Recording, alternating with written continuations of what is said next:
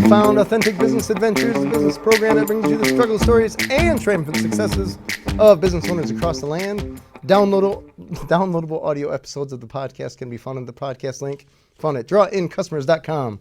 We're locally underwritten by the Bank of Sun Prairie. My name is James Kademan, entrepreneur, author, speaker, and helpful coach to small business owners across the country. And today we're welcoming / preparing to learn from Jenna Piche, the owner, superhero of First Light Health. So Jenna, how are you doing today? I'm doing great, James. Thanks for having me. Thanks for being on the show. This is great because, let's see here, I've known you for a long time. A long time. But it wasn't through First Light Health. It was through, was it Midwest Family? It was through Midwest Family. We were both in marketing land trying to grow our businesses. Hustling, networking out there with the best of them. Yeah. Yeah. And so tell us, before we really dive in here, what is First Light Health?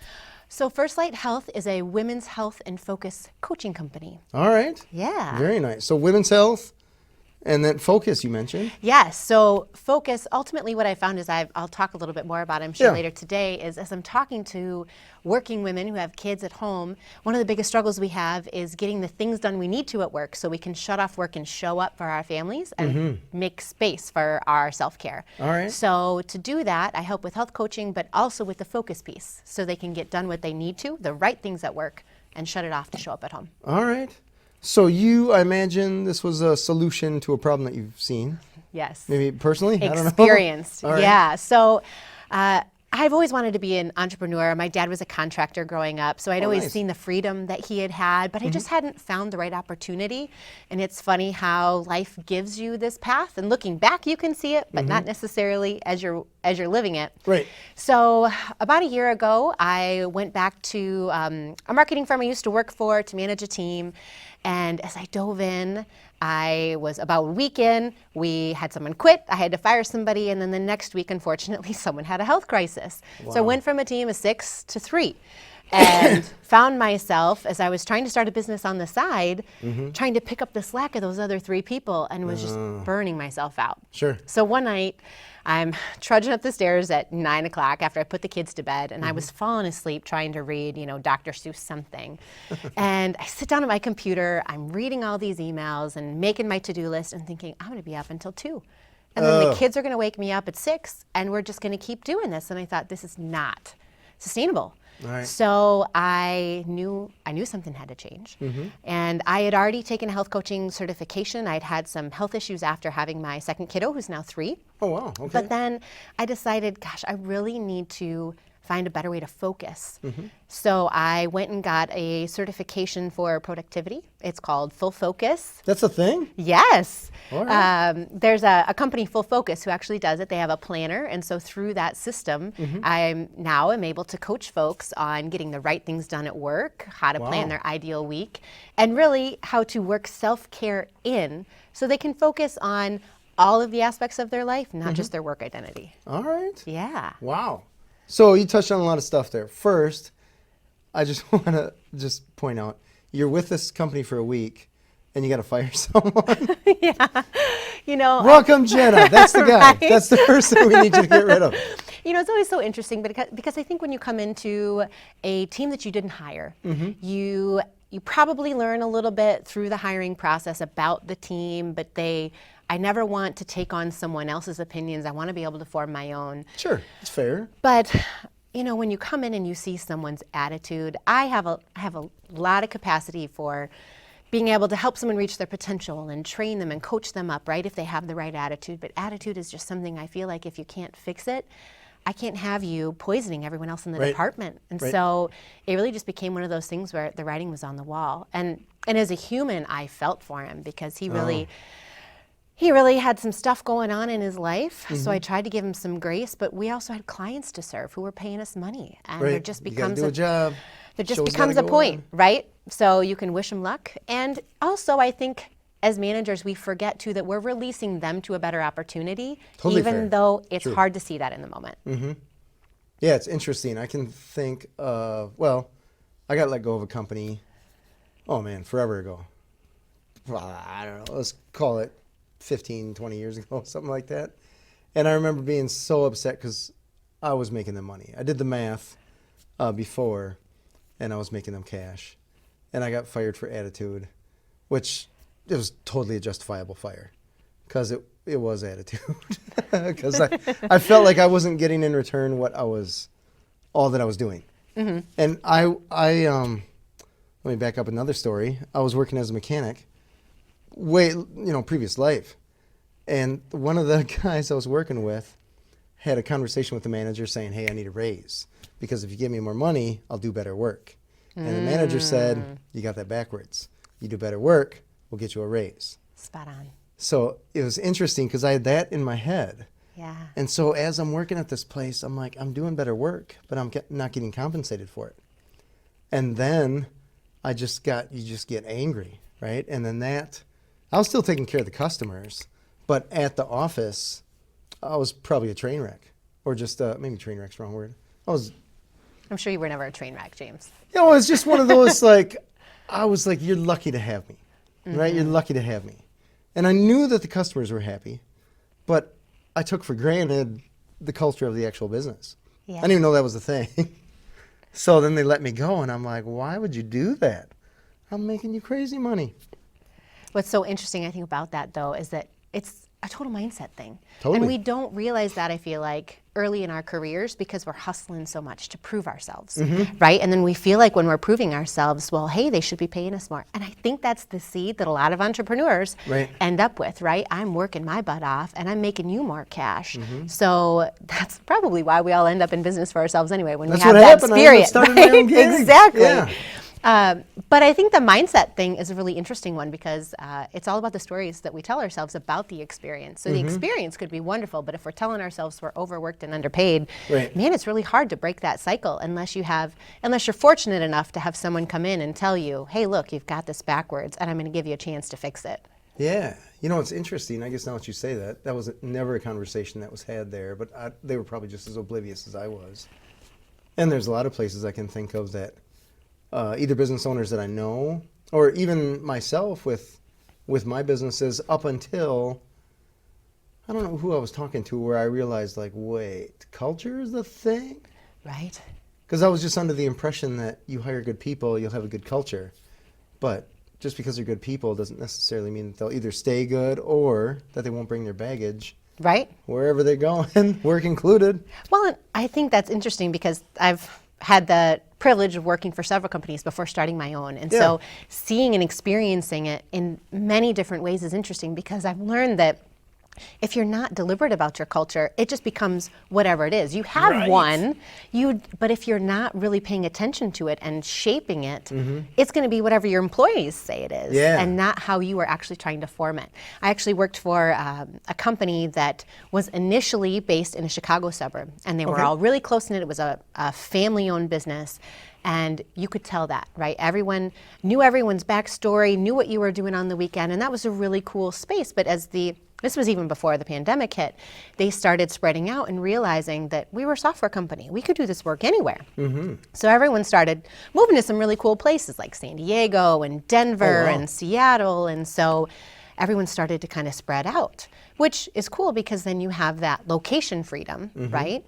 But I think what the company lost is some of that culture, that close-knitness, that then when you're in a remote situation, and that a lot of companies have gone to now when they're remote or hybrid, you lose that close-knit feeling because you're not next to each other every day, or you don't have your water cooler talks, or your time in between meetings. And we had to be more deliberate about time. We tried to have quarterly offsite meetings and strategic planning meetings and stuff, so at least we could stay connected. Yeah. But it's a lot harder in this remote world to try to facilitate culture. Oh, it's tough. Yeah. Yeah, I can see when you see the big tech players that are like, come on back.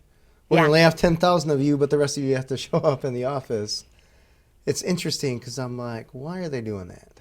Right? There's a huge money on the line. Right. I mean, multiples higher than the company that I have. And it's interesting to watch what they're doing and then see, I can totally understand why. Totally understand why.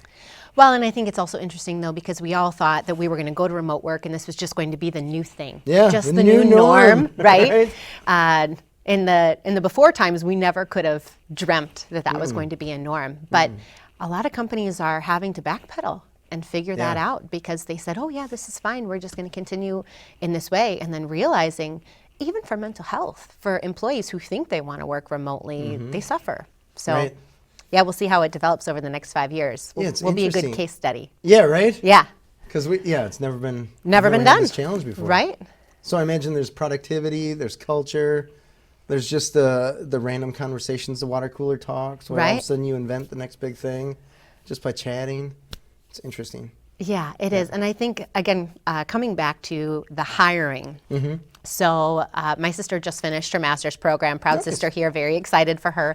But what she did as part of her thesis was she did some research to figure out the companies who were getting the most applicants All right. for their open positions. What were they doing differently than the companies who weren't getting any applicants? Oh, great question. And she answered it in that they talked about their culture in their job descriptions. All right. And so if we thought we didn't have to have a culture before, we certainly need to now when it's such a competitive hiring environment. Yeah. Interesting. Yeah. That is so peculiar because I'm trying to just think back in the day when I was looking for jobs, would I have ever even considered thinking about the culture of the business? I don't know, maybe. Well, or would I have even known what kind of culture I would excel in? Right? Or think about your company now. How would you describe your culture in a way that's actually authentic? Unless you lay a vision. That's funny you say that. I have what I believe it is, but the challenge is when everyone's remote. And I have tried, man, I feel like sometimes I'm trying to squeeze a rock, trying to get feedback from my crew about what do we need to change? What do you like? What do you dislike? Like, just tell me. And they're like, everything's cool. Right. And I want to be like, no, there's always something that you can change, right? Even if it's the color of the curtains in your room. I don't know, whatever. There's something. Right. But it's such a challenge because I get like, we're cool. And I don't know, maybe they're cool. But it's so like, I don't know, from an entrepreneurial mindset, you're like, Right. everything's got to be fixed. Well, we're optimizers, right? What's the next love 10% better? How can we make it a little bit better? How can Yeah. this work more efficiently? And I mean, that's why I got into productivity and focus, right? Yeah. How can I just do this 1% better today and 1% better tomorrow? And so I think it's interesting when we're so used to breaking down everything that we do to interact other personalities Yeah. who maybe don't operate in that way. Right. My husband and I work like this in the fact that I'm like, I set goals all the time. I'm ready for what's the next step I'm going to take to get there. Here's everything I'm working on this year.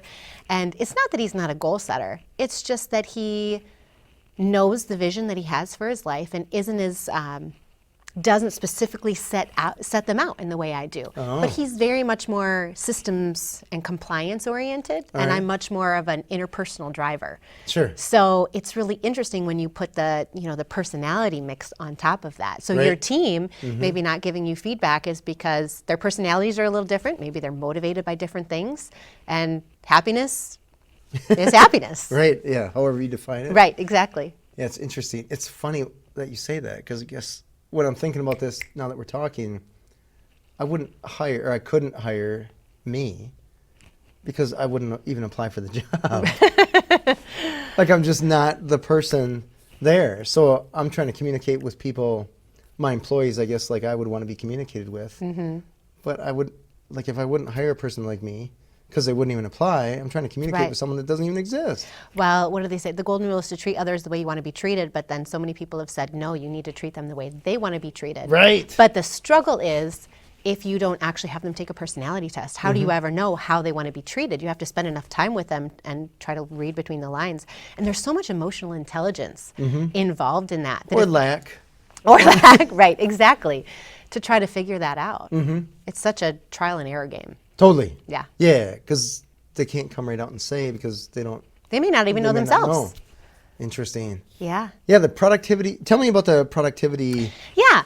So What did you call I have it? a certification. Yep, okay. it's called a Full Focus Certified Pro. And right. really, I got more interested in productivity because I was telling you about that family-run business I worked for. I worked remote, so I live in rural Wisconsin, and we were spread all over the place. So I right. was just given we're going to do marketing for this firm, and it was great. I got the freedom, but Yeah. I also then got to execute, and I realized that I needed to develop my own plan, Okay.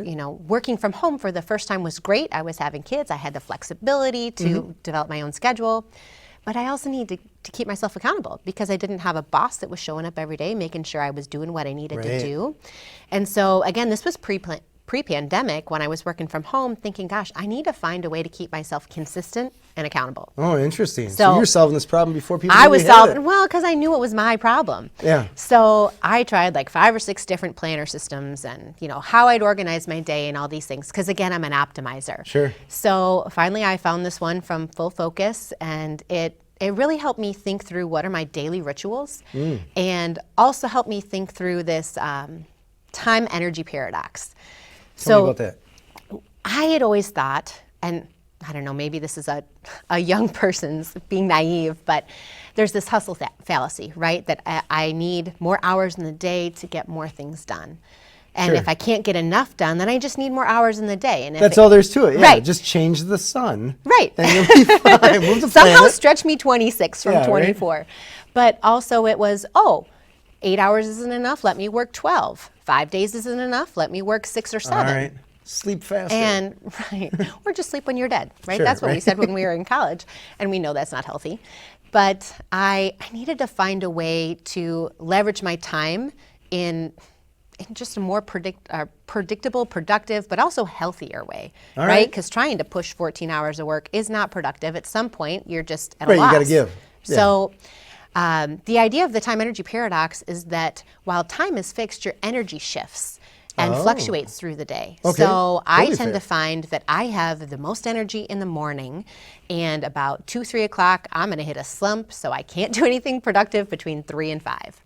All right. So I know that if I have a couple projects I need to get done, my best time is between 10 and noon.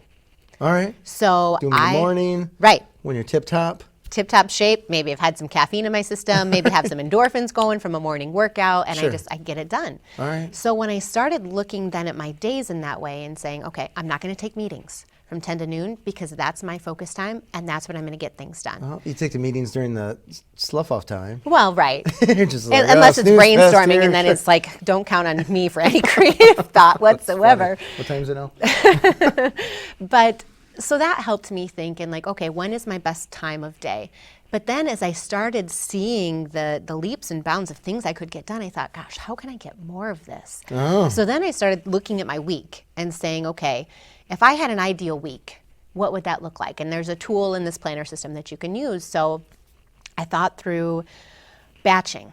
If I'm gonna create content for my company, I should just do that in a day. I'll be in the right mindset, I'll create all of my content in a day, and then it'll be done. I can schedule it for the rest of the week, and I don't have to come back there. And then maybe I'll have another couple days where I'll do client calls. And then my brain will be in that frame of mind. I'll do those client calls on that day. And then maybe I have an administrative day, or I have a day I try to get speaking gigs, things like that. So I tried to batch my work, and it really helped me think more about being in the right frame of mind for that work that day. Interesting. So you're not going through 50 gears in a day. You're Well, going we through lose 3. so much steam when we try to, depending on what research you look at, they can say you lose anywhere between 20 and 40 minutes of productivity just by trying to switch tasks. Yeah. So, think about all these people who say, oh, I'm a great multitasker. Well, are you doing any of those things well? It's interesting you say that because with the call answering thing, we're essentially doing that. Right. But I think of, I'm like, my crew is good at that, but we try to, it's interesting because we just started that whole batching thing like last week, 2 weeks ago, something like that. Yeah. Trying to schedule stuff like that, knowing, well, I guess we tried before, where you try to do like, hey, just take 5 minutes to do this one blog or make these few calls or something like that instead of doing a block. And when you do a block, you can get in the zone. Right. And you can bang them out. You're way more efficient. Yeah. So well, and I think you learn. You can turn the lessons around from the last call into the next call more quickly. And true. Super true. When you're doing it, I'm going to do 3 today, 3 tomorrow, whatever, there's 24 hours in between that. And so how do you learn and try to build on that? Yeah. So it's interesting you say that then, because we think about this idea of like rituals or scripting, right? So you talked about your team trying to do some of this batching. I have found that when I script things, and I don't mean like I'm scripting all of my calls with my clients or things like that, but more of I know that if I'm going to have a discovery call with a potential client, these are the kinds of questions I'm going to ask. And they're the kinds of questions I'm going to ask because that helps me determine whether or not we're a good fit, Sure. whether I could help them or whether they'd be a good client for me. A system. A checklist, a system. Yeah. Right? So you don't want to be like, oh, I forgot to ask them. This one thing, Yeah. right? That's When should we extremely meet? important. Let's set up our next meeting before we're done, right? But then just this idea of like ritual. And routine. So as I, again, tried to make each day 1% better, I think, well, what's my morning routine? How can I be more efficient to set myself up for a good day? So there's 4 rituals that I try to put in my day now. I have a morning and evening ritual. Okay. And then a workday startup and a workday shutdown. Wow, okay. And those 2 were relatively new for me when I started this system. Morning routines, you hear about people talking about those all the time. What can you do in the morning, get yourself going? Everybody's got an opinion on what you should be doing, right? Sure. But 5 cups of coffee or workout or whatever. right, or read or whatever you're going to do. Sure. So the workday startup ritual, though, I found really interesting because it's your way to kind of switch gears from maybe your personal life to your professional life. And if you're an entrepreneur, I don't know that there's ever really an on-off switch for that. Oh, we like to believe. Right. We love to believe. We tell ourselves. Yeah. But if you work for somebody else, maybe it's a little easier. And actually, as entrepreneurs, if we can create boundaries around our workday, we probably have a better balance. Ideal goal Yes. would be that you can. Right. That you can shut it off. But So it's what we're all working toward. sure, right.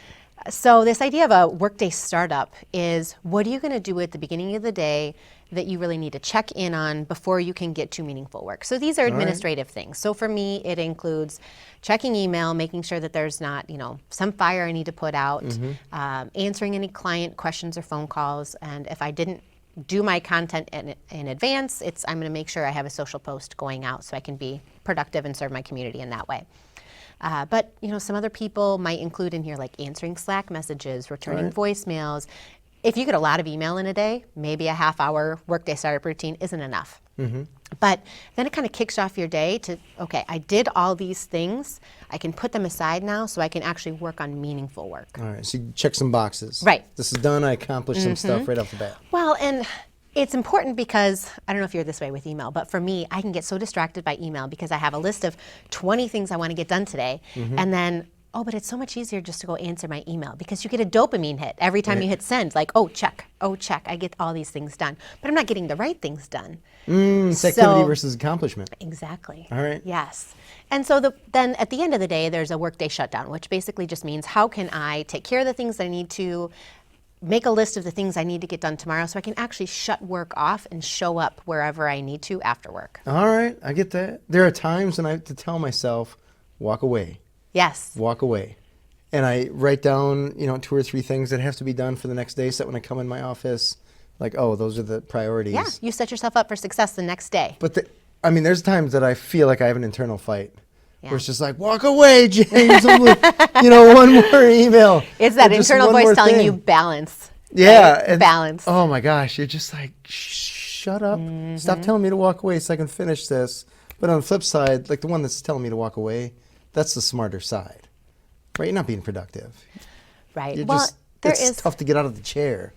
I think if you're on a roll sometimes as an entrepreneur, anything, if you're doing something that you love, it doesn't feel like work. And I know a lot of us in that way feel like, hey, I don't want to step away from this because I enjoy what I'm doing. But we have so many other aspects of our life than just our work. And while, especially we as entrepreneurs kind of identify ourselves as our career through work. Yeah, to a fault. There are so many other opportunities in our lives that maybe we minimize too much because we are so focused on growing a business. Sure. And I think that that's one of the things that, while some people may lose in their career to grow or in their journey to grow their own business, I've been really intentional about making sure that my family is in front of me. I have a 3 and a 5-year-old at home. All right. And like I said, my dad was a contractor growing up. So I never wanted to sideline my family or not have opportunities to go do the things that I wanted to or go see whatever that they were doing because I had this other stuff going on. So in fact, Did you see him do that? Yes, but he did more travel. Like he would travel and set houses and go, states and states away to do these things and be gone for weeks at a time. Oh, wow. Okay. And so he did it when we were young, and then he made different choices as we got older. But I decided I'm going to go in business so I have the flexibility to actually see those things for my kids. So I don't want to design a business I need a vacation from. I'm going to design a business around having the flexibility to see my kids. Nice. So when I think about the ideal week, I think about the flexibility that it gives me to say, you know what, if I want to have client calls on Tuesdays and Thursdays because my kid has wrestling on Wednesday nights and I need to be able to shut down at 3 o'clock, I have the control to do that because it's my business. Nice. Yeah, people are very good at building their own prisons. Right. Oh, Very that's so good. true. Oh my gosh. I was talking to someone else in a retail store, the owner, and it was so interesting chatting with her. And I'm just thinking like, oh, when you got in this business, what were you thinking? Right? It's fun. Retail, you're selling your thing. It's kind of a dreamy, rah-rah, right? I suppose it'd be like me owning a bar. It's always something that I thought that'd be cool. But then you talk to bar owners, and you're like, no, it doesn't sound like fun at all. Because it's tough to take a vacation. Right. Or it's tough to walk away, or even just go see a kid's game, right? My kid just had a basketball tournament that started at 3 o'clock on a Friday. And I was like, no problem, we'll just make the game. No big thing. Right. And I remember looking around the bleachers, and I'm like, how many people was it a struggle to get them there? Right, doing whatever it is they had to do for their work to get there. And how many people are not here because they couldn't. And then I realized the second or third game, coach number 2 shows up because that guy couldn't get away from work right away. So and I'm like, interesting. I don't even know what you do. Right. But I don't want to do it. Well, and I think that there again is that idea of like I have to versus I get to. Yes. You know, I get to take off early to go see my kids. One thing though that I've always thought was kind of an oversight by schools is most parents, there are some families who, one parent decides to stay home and that works for them, and that's wonderful. That's amazing. But if people are working, how can you schedule a kid's game for 4:30 or 5 o'clock and expect parents to be there? Yeah, but it was dumb. But it was somebody thought it was a good idea, so whatever, here we go. But no, if I was running that particular thing. I mean, I'm sure they have to get it all in before kids have to go to bed and all the things. But it's just one of those like, this is weird. Right. But you got to go. You got to go? Yeah. Yeah, without issue. Exactly. It wasn't even there's zero thought. It was just, this is happening, and away we go. But that was intentional because my dad had his own business, and I learned a ton of what not to do by watching him. And I'm certain that he didn't make the mistakes. Well, I guess most people don't make their mistakes intentionally. Maybe he didn't even view them as mistakes. But it was, he owned a job. Yeah. And owning the job, it was a physical job. He was delivering milk and stuff like that. Where like, these are the hours, right? It's not like, hey, I'm going to see my kid's game and then I'll deliver milk after the game is done. Like, you can't. The restaurants and schools that you're delivering to are open certain times, whatever. Right. This is your window. So that's the idea of the whole time freedom thing, right? And I think part of why we become entrepreneurs is like we want to control our own schedule. To your point, otherwise, even sometimes when we control our own schedule, we create our own prison. But totally, I think it's really interesting because as we create that time freedom, we're like, oh, we can do so much with this. Look at all this time I now have as an entrepreneur. And then you fill it up with this, and you fill it up with this, and you say yes to this and all these things because you think you have all this opportunity, all this time to grow your business. And then you realize quickly that you can't say yes to everything. Right. Oh, I learned that the hard way. Oh my gosh. It has been one of my biggest struggles. And it's even to clients so much as I know that they're not the best fit, and maybe I'm not the best fit for them. But so the other side of my business is health coaching. Perfect segue. Yeah. Perfect. So because I say this because ultimately I'm a helper. I want to help people get healthier and where they are. And I just had a discovery call with a client last week where she knew she didn't have the budget to work with me for a 6-month program. Okay. But she still had recently received a diagnosis. She was looking for a second opinion via functional medicine, and she was kind of at a loss. And so I said, well, I'll help you run some additional lab screenings. I can explain that a little bit, but it's not the way I typically do business. All and right. It was a one-off. So I said yes when I knew I should have said no. All right. But I felt like I was helping, but in the long run, I feel like saying yes to her means I'm saying no to something else. It could have been a better fit. Right. And one could probably make a strong argument what does she value that then? So the Right. results, Right, exactly. because if this truly was going to help her, Yeah. does she believe that? Versus, That's if that's to be seen. Yeah. I guess we'll find out. But I think that's a good point. So coaching and consulting, I feel like the success is in the repetition and the consistency. Agreed. And if you do one session, it's education, it's learning, but there's no reinforcement, there's no accountability. And I think that that's the struggle, is that they don't have an opportunity to ask questions or apply it to their life and then come back and say, I'm running into this, how do I do this? And so I think that that's where I struggle, is helping people understand that this is a health journey. It's not we're going to do a test, help you get a result, and then you're ultimately going to change your life because of this result. Be cool if they did, but probably I mean, it would be great if there were so many things where we got a result and said, great, I'm instantly right? changed. Just like that, Let's boom. move on. Yeah. Yeah. Interesting. I'm learning how to play guitar, and I feel like the education, like I'll watch a video, and I'll be like, there's no way my fingers can go there, right? And then the next day, you get a little bit better and a little bit better and a little bit better. Right. But it's interesting that you say that, right? Because if I would have just watched a video, that same video, whatever, one time, and been like, that's it. Can't do this. I'm good. Right. I can't, or whatever, like, no way. Yeah. So I imagine a coaching session, it's not just one and done. It's not. So the health coaching side of my business, first I do functional health coaching. Okay. And that's different from conventional. So there's functional medicine and conventional medicine. I'd consider the conventional medicine model more of like your disease care, right? You get a diagnosis, you're given a treatment plan, which usually includes maybe procedures or some prescriptions. Okay. Functional- So like you have cancer, you broke a leg, You you had have a stroke. arthritis, you Okay. have autism, whatever it is. Okay. You get a diagnosis and then you have a plan of care. Okay. Right, but it usually involves prescription drugs, maybe some procedures, All right. PT, whatever that might be. The idea of functional medicine is that we want you to, it's healthcare. We want you to be involved in your own solution All right. by using alternative. I even hate to say alternative, right? Because I feel like when I say alternative, people think like voodoo, Yeah. crazy medicine. Go look at the rainbow. Right? But it's really more of this idea that the body has an innate ability to heal itself if we provide the environment in which it can do so. Fair, totally fair. And that environment does not include being stressed out all the time, eating junk foods, not sleeping. So it's the idea of just teaching you the basics again of life that I feel like we lose when we're trying to run 120 miles an hour every day, all day. All right.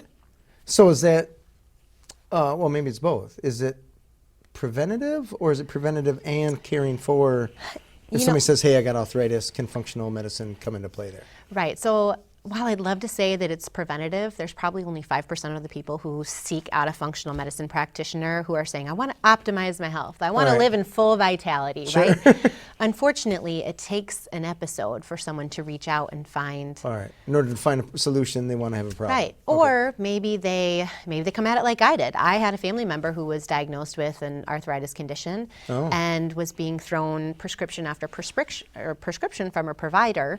And, God bless them, they have 5 minutes to spend with people. So they really don't have an opportunity to understand everything that's going on. But as I'm watching this family member, she's taking this medication and this medication's making that medication worse, and this is even worse. And it's like, well, what are we even making the arthritis any better, or are we just making that better and causing 15 other downstream problems?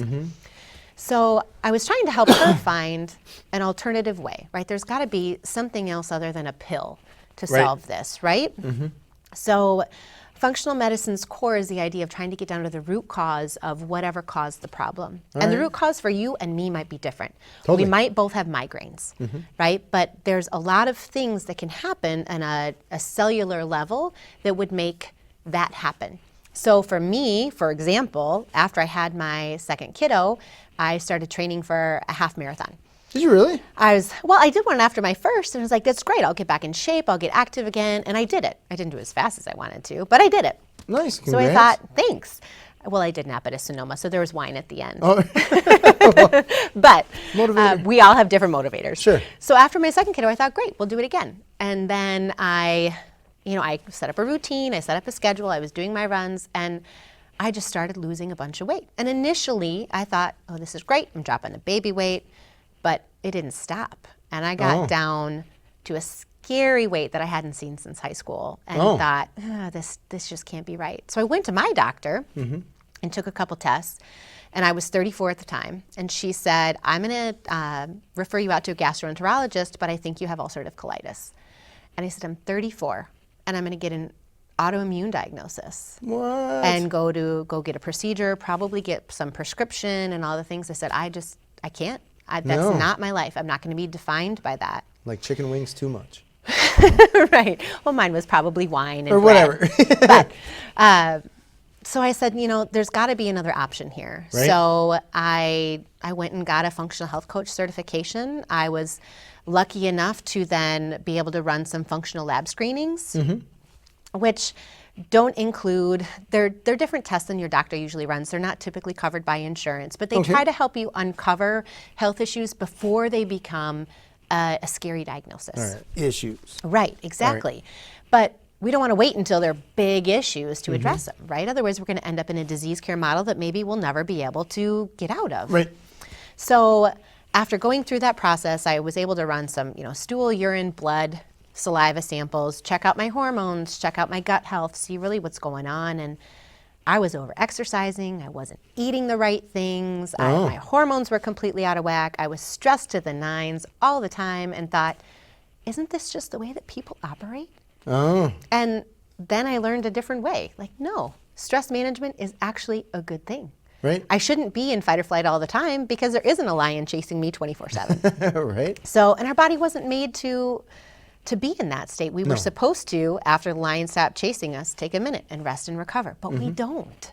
No. And so our body is consistently trying to break down and deal with that stress. And so all of these things can cascade. So for me, it ended up being extreme digestive issues. For someone else, it could be headaches, or for someone else, it could be arthritis. Sure. So it's just really interesting how everyone's body is unique. Yeah.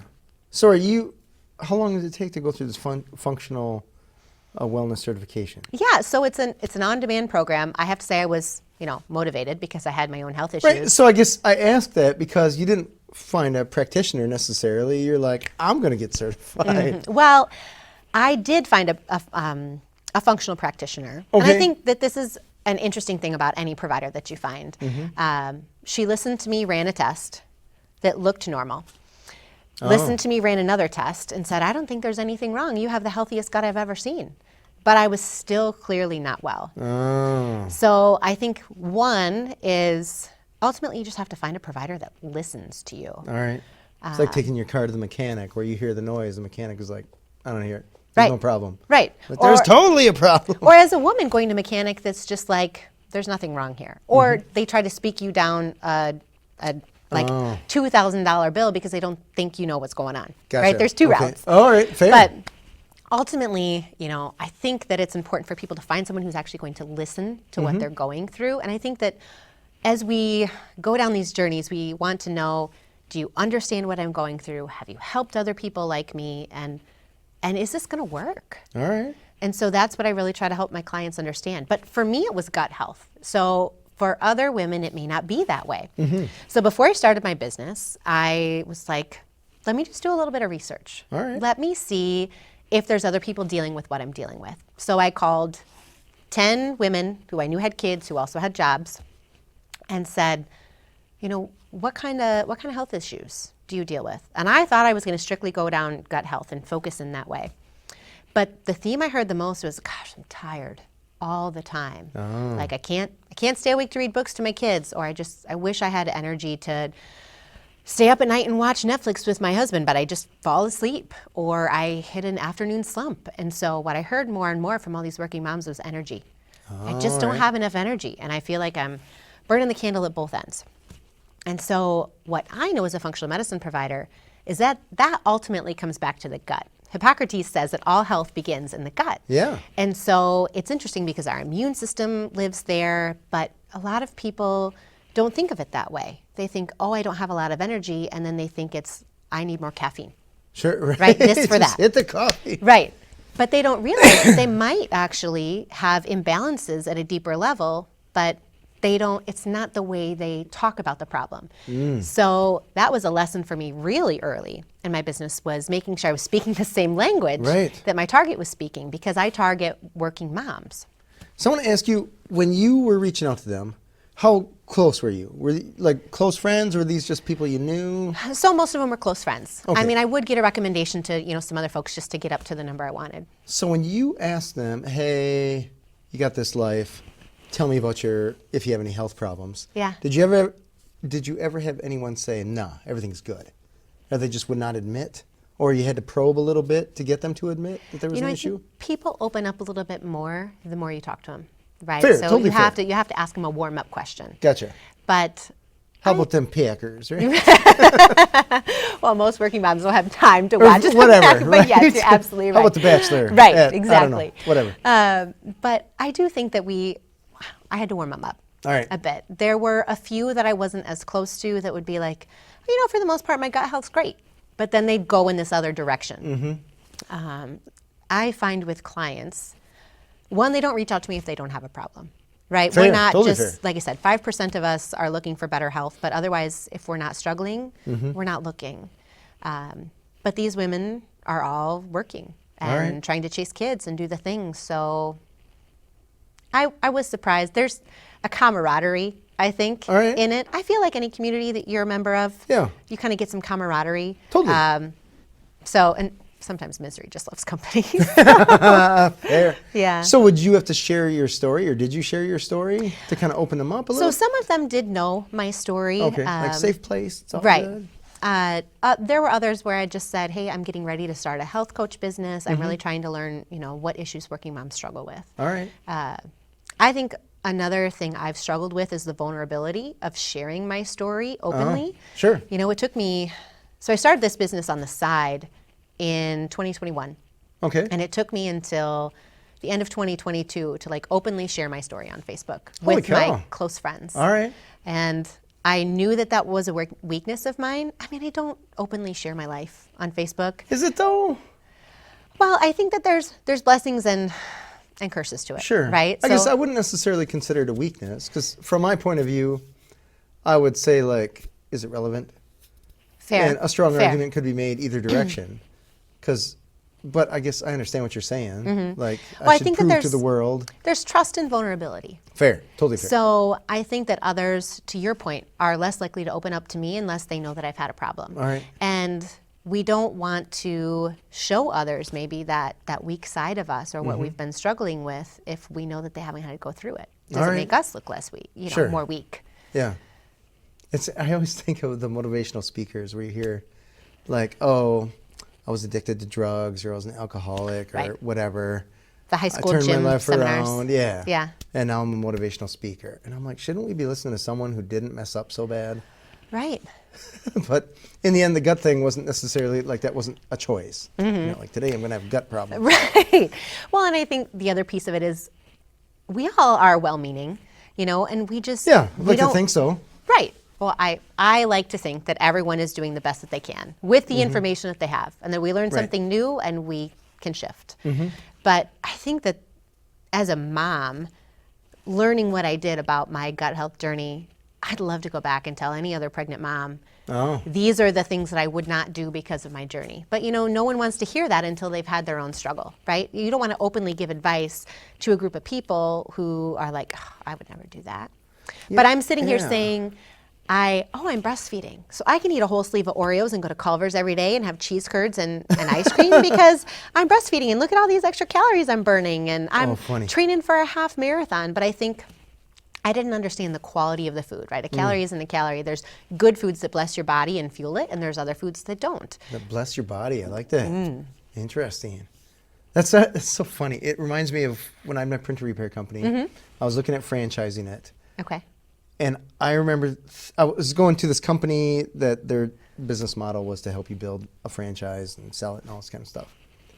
And I remember thinking, when I first started this business, would I buy a franchise of this?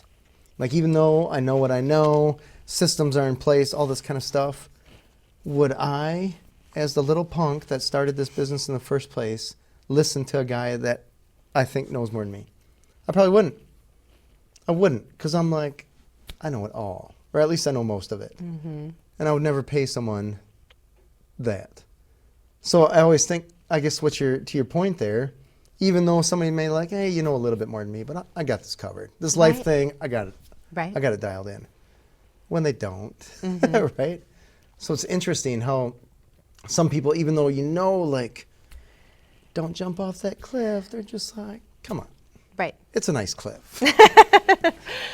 Well, I think the other struggle here is that as women in particular, we have a hard time asking for help.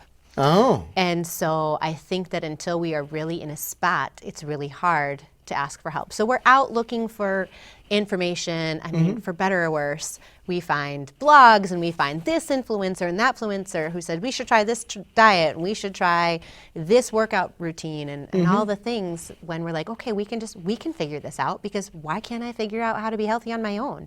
This is ridiculous. People have been doing this for years. And so we don't ask for help until it's bad enough that we don't find another alternative. That's Right. another thing I found in my research, is that women were saying, I don't know what's credible. There's so much information out there now Well, I bet there's in a this ton. age Yeah. that I don't know what to believe, because you read this thing and it says this, and you read this over here and it says the complete opposite. So that's the other thing that I have found, is that I need to build trust with folks so they know that I'm coming from a place of education. Sure. That's probably the biggest, I would imagine. It is, yeah. For something on content. the level that you're taking care of. Because without that, what do you got? Right. Interesting. So going to your idea of franchising, Yeah. you mentioned, maybe you wouldn't listen. I think we were talking about time freedom. One of the things that I realized early on with my business is that I didn't want to trade time for money, because I had been in Great. Smart been move. plenty of other situations where I was making somebody else money. And I think, again, that's why we as entrepreneurs get into this business. We don't want to work hard for someone else to make that money. Right. But I wanted time freedom. And I thought, gosh, I could just do one-on-one coaching, and I'm just trading, hours Time for for money. Yeah. So I thought, how can I scale this in a better way? I mean, it's just me. Someday maybe I'll have a team of 5, but right now it's just me. Not just you, it's totally. I'm the superhero, Right? the founder, right. But I think that I realized right away that I was going to need another plan. All right. So I went out and looked, and there are mentors out there, and I found one that had a kind of a blueprint for how to develop a group program. Okay. That would make it more, scalable. You could help and coach a group of 15 or 20 or however many. So you got your multiplier. Yes, exactly. All right. In an hour, instead of just training one in an hour. So I made that investment early on, and I'd make it again, because it gave me a blueprint that I'm hoping to use All to right. scale more quickly. All right. But, it's not necessarily a franchise. It's more of a blueprint for scale. Sure. And- Fair. So they have a system. Right. They have And a they're- system. they You sold leverage the the system, system. Right. But I'd heard so many people say, gosh, what do they say? Something about, you want to go far fast, you have to find a community. You want to find a mentor. right. And so I did make that investment. All right. That's Yeah. fair. It is. It's fair. And I'm excited about it. So I'll have to report back on the scale and how successful that is. So we don't have a ton of time left, but I want to ask about marketing. Yeah. Because you're in the marketing world. I was marketing exec for about 15 years. Yeah. And now you have your own business. So instead of marketing for other people, you have to market for yourself. Yeah. I just love the body language there. You're like, oh, yeah. It's a struggle. So some people are trying to come up with like a word for their year. They try to come up with a theme. And mine is imperfect action. Imperfect action. Okay. Because I've been a marketer for 15 years, and I could pick apart my own marketing for weeks and try to make it perfect. And I've just realized you just need to hit send. You just need to hit publish. I think Seth Godin is one of the people who push that, right? You just have to, good enough is good enough. And that has been a struggle for me as a marketer. Yeah, good enough beats not done and perfect, right? Exactly. Yeah, so imperfect action is my theme this year, but All it right. is a struggle. All right. Have you, I guess, what has been some of the response that you've gotten, or some of the feedback, or Yeah. even clients? Has stuff happened? Yeah, Good or bad? absolutely. So my initial client was an arthritis client, Okay. We worked through, inflammation is really at the core of arthritis. So we worked through nutrition, trying to get in some more joyful movement, not crazy movement, some targeted supplementation to, right. bring down that inflammation. And she's on fewer medications. She's right. moving around better. She's not quite to where she wants to be yet, but she's, still working through it. And I think she recognizes it's a journey, which Right. is extremely helpful for those who think it's a one and done. I'm starting my first group program here in a couple weeks Nice. in February. So if anyone's interested, there will be, I'm calling it the Living Light Reset. So we focus on nutrition Okay. All right. and focus, as well as diet, joyful movement, and stress management. Tell me about joyful movement. Yeah, so rather than trying to do cardio all the time, which can really throw your hormones out of whack, it's just finding movement that you move your body. All right. So for me, I try to do yoga twice a week, lift weights twice a week because it's really good for longevity, making right. sure that you can functionally sit in a chair and get out of it. And I still love to run, but I only do it twice a week. Oh. For others, they like swimming or playing basketball or whatever it is, but ultimately it's something that you enjoy that you will continue doing that isn't a slog. Like, I have to go run 5 miles today. All right. That's so interesting. Yeah, I talk with people about running. I love running. Same. And it's so chill. I do it early in the morning. No one else is around. It frees up my mind. Yeah. I consider it meditative. Absolutely. And it's so interesting when I talk to people and they're just like, running? Oh my gosh. And from my point of view, I'm like, we have only a few ways to actually be mobile. Mm-hmm. Like you can walk, you can run, you can crawl. I don't crawl a whole lot now. But walk You're a few and decades run. past that. Yeah. Yeah. Yeah. It's interesting that people would just rule that mode of transportation Right. out. But it's ultimately what you enjoy, right? So if you enjoy running, then that's the great thing for Fair. you. But Yeah. if someone else doesn't enjoy it, then you don't have to run. Just move your body. Fair. Joyful movement. Cool. Well, Jenna, thank you so much for being on the show. Pleasure to be here. Tell me website. You can find me on Instagram at First Light Health. All right.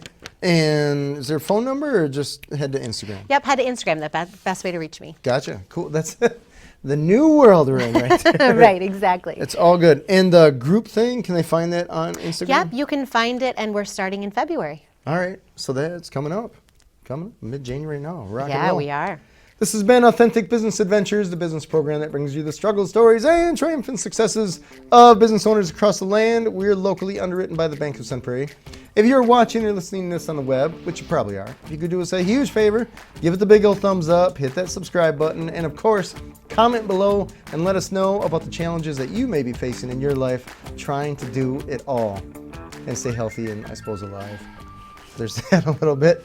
My name is James Kademan, and Authentic Business Adventures is brought to you by Calls on Call, offering call answering and receptionist services to service businesses across the country on the web at callsoncall.com, as well as the Bold Business Book, a book for the entrepreneur in all of us, available wherever fine books are sold. What else we got here?